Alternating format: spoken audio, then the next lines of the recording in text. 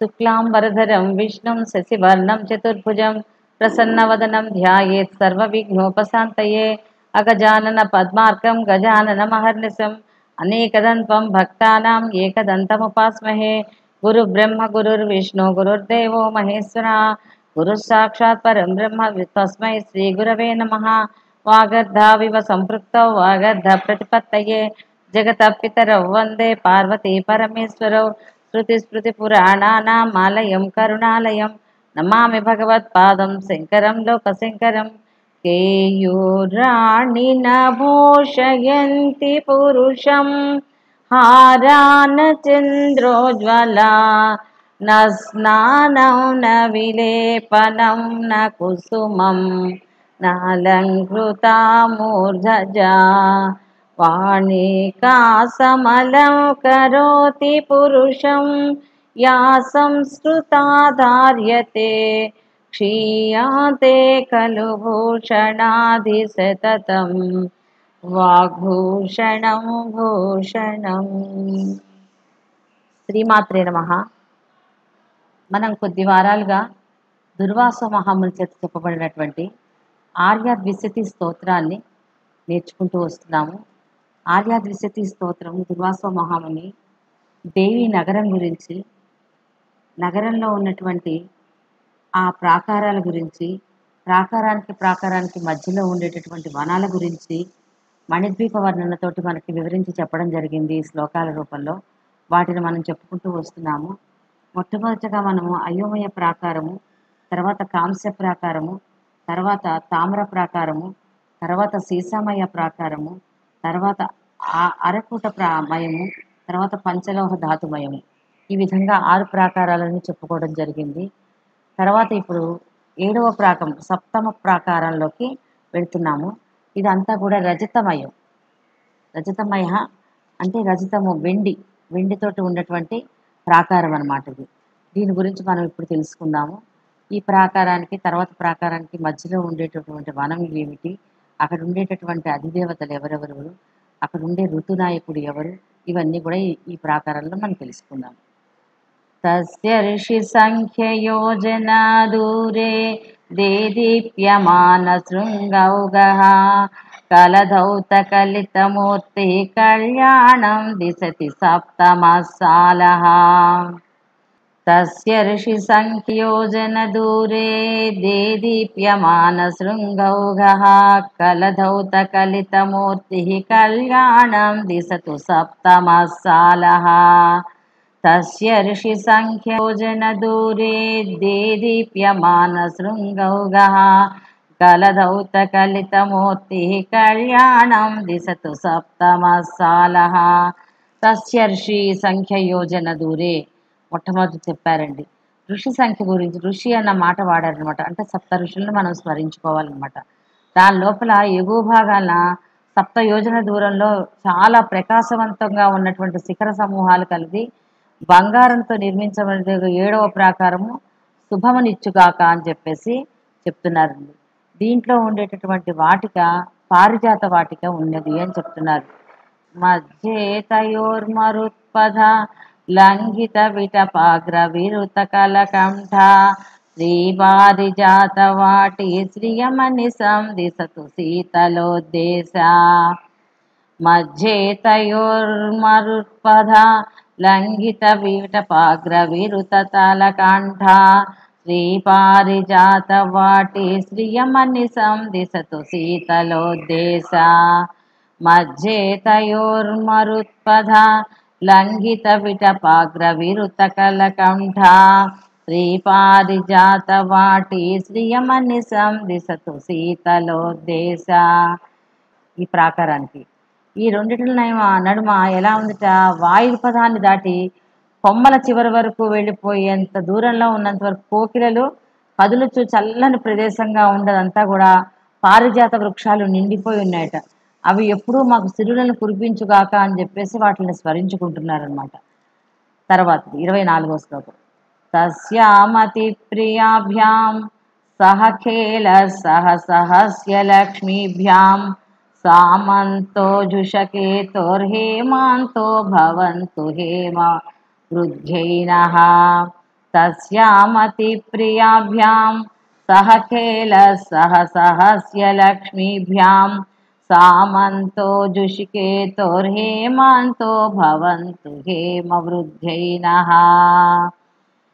ఇక్కడ ఈ పారిజాత వృక్షం యందు చాలా ప్రీతికరమైనటువంటి మార్గశిర పుష్యమాసాలు ఉన్నాయి అని చెప్తున్నారు. మార్గశిర పుష్యమాసాలను ఇక్కడ సహస్రీ సహస్రశ్రీ అని అంటున్నారనమాట. అని ఇక్కడ దీనికి ఇంకా కిందగా ఏం చెప్తున్నారంటే జుషకేతోర్ అనేటటువంటి మాటను ఉపయోగించారు. జుషకేతోర్ అంటే ఏంటంటే చాపని ధ్వజంగా కలిగినటువంటి వాడు ఎవరు? మన్మథుడు. మనము సౌందర్యలహరి శ్లోకంలో నేర్చుకున్నాం. సౌందర్యలహరిలో ధను పుష్పం మౌర్వి మధుకరమయీ పంచవిశిఖా వసంత సామంతో మలయ మరుదాయోధనరదః తదాప్యేక సర్వం హిమగిరిసుతే కామపి కృపాం అపాంగాత్తే లబ్ధ్వా జగదిదమనంగో విజయతే. అక్కడ వసంత సామంతో అని చెప్పారు. వసంతుడు సామంతుడిగా స్నేహితుడిగా ఉండి ఇతనికి ఎవరికి? మన్మధుడికి వెళ్తున్నాడు అని చెప్తున్నారనమాట. ఆ వసంత ఋతువు ఇక్కడ నాయకుడిగా ఉన్నాడు.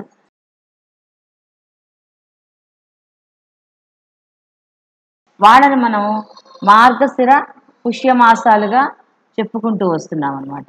అటువంటి ఈ మాసాన్ని హేమంత ఋతువును బంగారం వృద్ధి చేయుగాక అని చెప్పేసి ఈ శ్లోకంలో చెప్పడం జరిగింది. తర్వాత అష్టమ ప్రాకారంలోకి వెళుతున్నాం. ఇది సువర్ణమయ ప్రాకారము. సువర్ణమయ ప్రాకారమైనటువంటి అష్టమ ప్రాకారంలోకి ప్రవేశిస్తున్నారు. ఇప్పుడు ఇక్కడ ఆయుర్వృద్ధి జరుగుతుందిటండి ఈ ప్రాకారాన్ని స్మరించుకుంటుంటే. ఉత్తరతస్తస్య మహాన్నుద్భుటహుత భుక్తికారుణమయూఖః తపనీయ ఖండరచితస్తనుతాదాయుష్ అష్టమో వర్ణః. ఉత్తరతస్తస్య మహానుద్భుటహుత భుక్తికారుణమయూఖః తపనీయ ఖండరచితస్తనుదాయుష్ అష్టమో వర్ణః. అష్టమ ప్రాకారంలోకి ప్రవేశిస్తున్నారు. ఇందులో ఉండేటటువంటి వనము కదంబ వనం అన్నమాట. ఇది ఆయుర్వృద్ధిని చెందించేటటువంటి ప్రాకారము. కాదంబ విపిన వాటి మనయోర్మధ్య భువి కల్పితావాసాం కలయామి సూనకోరక కాందలితామోదతుందిల సమీరాం. కాదంబ విపిన వాటి మనయోర్మధ్య భువి కల్పితావాసాం కలయామి సూరకోరక కాందలితామోదతుందిల సమీరాం. దీని లోపల భాగంలో పెద్దదిగా ఉండి తీవ్రంగా అగ్నిజ్వాలలతోటి ఎర్రటి కిరణాలతోటి కలిగినటువంటి బంగారపు గడ్డలతో చేయబడిన 8వ ప్రాకారము నడుమ ఏర్పాటు చేయబడిందిట. దీంట్లో పూమొగ్గలతోటి ఉండి మొలకెత్తుచున్న సుగంధములతోటి వాయువులతోటి సుగంధ వాయువులతోటి కలిసిన కడిమి వనము ఉన్నది అని చెప్పేసి ఇక్కడ చెప్తున్నారు. ఈ కడిమి రకాలు 4 రకాలుగా కడిమి చెట్లని చెప్తున్నారండి. ఇది శిశిర ఋతువు అనమాట. ఇది శిశిర ఋతువు. శిశిర ఋతువు నాయకుడిగా ఉంటాడు ఇక్కడ. తస్యామతి శిశిరాకృతి ఆసీనస్తవ పతస్య లక్ష్మీభ్యాం శివమనిశం కురుతాన్మే శిశురర్తుః సతత శీతల దిగంతః.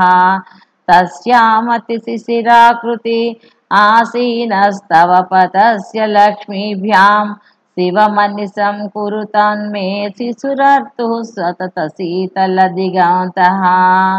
ఇది శిశిర ఋతువుగా ఇక్కడ ఈ ప్రాకారంలో చెప్తున్నారు. ఎర్రని పువ్వులు కొన్ని ఉంటాయి ఇందులోను. ఇవన్నీ కూడా ఇటువంటి చోట్ల శిశిర ఋతువుల్లో చాలా చక్కగా పువ్వులన్నీ ఉంటూ ఉంటాయండి. ఈ కడిమి వనాల శ్రేణి యందు ఉన్నది కనుక ఆ కడిమి పూల సువాసనతో తేనె వాసనలతోటి కలిపి ఆ సప్తమ ప్రాకారం తర్వాత మనోహరమగు మంత్రినీదేవి ఇక్కడ శ్యామలాదేవి గృహానికి శరణు చూస్తోంది అని చెప్పారు. ఇక్కడ శిశిర ఋతువు నాయకుడుగా ఉన్నాడు. ఈ శిశిర ఋతువు నాయకుడికి తపశ్రీ తపస్యశ్రీ అనేటటువంటి 2 భార్యలు ఉన్నారు. వారిద్దరూ కూడా మాఘ ఫాల్గుణ మాసాలుగా మనం ఇక్కడ చెప్పుకుంటున్నాము. మాఘ ఫాల్గుణ మాసాలు మనకి తపశ్రీ తపస్యశ్రీ అని చెప్పేసి చెప్పుకోవడం జరుగుతోంది. ఈ 5 శ్లోకాలని ఒకసారి మళ్ళీ మనం చదువుకుందాం. తస్య ఋషి సంఖ్యయోజన దూరే దేదీప్యమాన శృంగౌగః కలధౌత కలితమూర్తి కళ్యాణం దిశతు సప్తమసాలః మధ్యే తయోర్మరుత్పథ లంఘిత విటపాగ్ర విరుత కలకంఠ శ్రీపారిజాతవాటి శ్రియమణి సందిశతు శీతలోద్దేశ తస్యామతి ప్రియాభ్యాం సహ ఖేల సహస్య లక్ష్మీభ్యాం సామంతో జుషకేతోర్హేమాంతో భవంతు హేమవృద్ధ్యైనః ఉత్తరతస్తస్య మహానుద్భుటహుత భుక్సిఖారుణమయూకః కమనీయ ఖండరచితస్తనుతాదాయుష్ అష్టమో వర్ణః కాదంబ విపినవాటీ మనయోర్మధ్య భువి కల్పితావాసాం కలయామి సూనకోరక కాందలితామోదతుందిల సమీరాం తస్యామతిస్థిశిరాకృతి ఆసీనస్తవ పతస్య లక్ష్మీభ్యాం శివమనిశం కురుతాన్మే శిశురర్తు సతత శీతల దిగంతః. ఇక్కడ మనకి ఈ 5 శ్లోకాల్లో కూడాను 7, 8 ప్రాకారాల గురించి చెప్పారమ్మా. 7, 8 ప్రాకారాలలో ఉండేటటువంటి ఋతునాయకులు, ఆ ఋతునాయకులకి భార్యలుగా ఉండేటటువంటి శక్తులు ఎవరెవరు ఉన్నారో, మనం మామూలుగా వాడుకలో ఏ ఏ పేర్లతోటి ఆ మాసాలను పిలుచుకుంటున్నామో అవన్నీ కూడా ఇందులో వర్ణించి చెప్పడం జరిగింది. అటువంటి ఈ ఋతు సాంప్రదాయాలను కూడా అన్ని సమస్తము ఆ మణిద్వీపంలో ఉన్నాయి అని చెప్పడం కోసం ఎంత చక్కగా వివరించి దుర్వాస మహాముని మనకు చెప్పారో. మణిద్వీపంలో ప్రతి అంశాన్ని కూడా ఇందులో పొందుపరిచి 200 శ్లోకాలను చెప్పడం జరిగింది. అందుకని చక్కగా వచ్చే వారం వరకు మళ్ళీ ఈ శ్లోకాలను అందరూ కూడా పారాయణ చేయండి. శ్రీమాత్రే.